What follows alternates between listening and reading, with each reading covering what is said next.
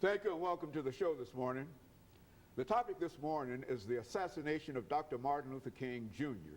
And we're fortunate to have with us to talk about the assassination of Dr. King, one of the foremost historians dealing with the life and times of Dr. Martin Luther King, Dr. Baldwin from Vanderbilt University.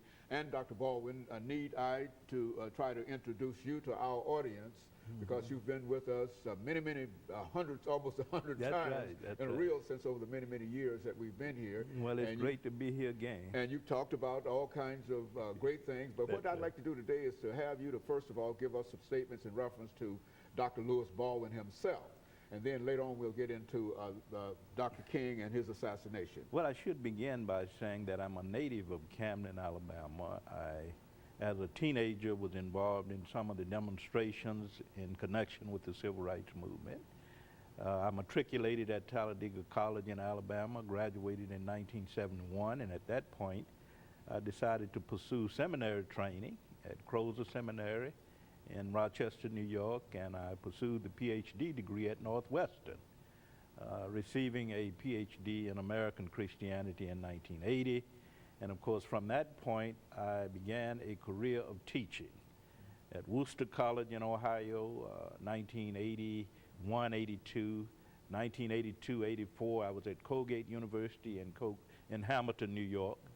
And of course, in 1984, the fall of 1984, I came to Vanderbilt University here in Nashville, and I've been here for 29 years, teaching a range of courses in American church history and Martin Luther King Jr., Southern religion and culture, evangelical Christianity, a whole range of courses in the church history field. And Dr. Baldwin, we can only say that there is no doubt in anybody's mind that you are indeed the foremost historian dealing with Dr. Martin Luther King. I mean, you have spent more time dealing with Dr. King, and you've even sort of lived vicariously your life through Dr. Martin Luther King, going to his institutions, finishing at his institution, and finally coming out. And so that's why, and we've talked about the assassination of Dr. King on many occasions, but I think that you have the latest information, and so what we're going to do when we start this discussion in reference to it, we want you to think about all of those things that you know about Dr. Martin Luther King, because I think you've been with us. As a matter of fact, you started with us dealing with Dr. Martin Luther King almost after James Earl Ray was captured. To say something about that over the next couple of minutes in reference to the person who assassinated King. Well, we know that in 1968, King was assassinated on April 4th, 1968. And in 1969, James Earl Ray was arrested. And at that point, the view among many scholars was that Ray was the lone assassin. You had the development of the lone assassin theory, that James Earl Ray killed Dr. King, and that he was able, with the help of segregationists, to escape and to leave the country.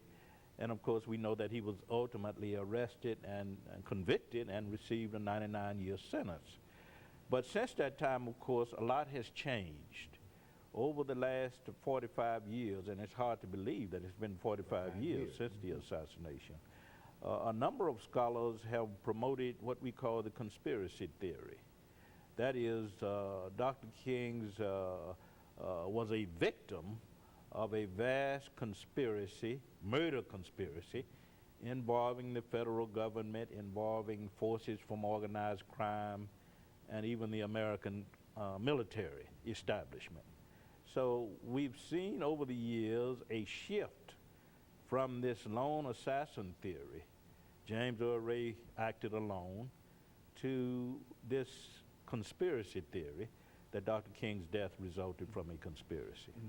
Very good, and of course we've got about a minute before this segment ends, and so overall, what you will bring us during the second and third segment will be information relative to Dr. King and some of the other, as a matter of fact, why don't you say something over the last 40 seconds about the many books. How many books have you actually written? Well, I've written 5 books on Dr. King, and I'm the co-editor of 2, and I'm the editor of 2. So I've been involved with 9 books on Dr. King, and we have 2 coming out this summer. 2 co-edited volumes, and I can talk about that when I talk about the legacy of Dr. King. Very good.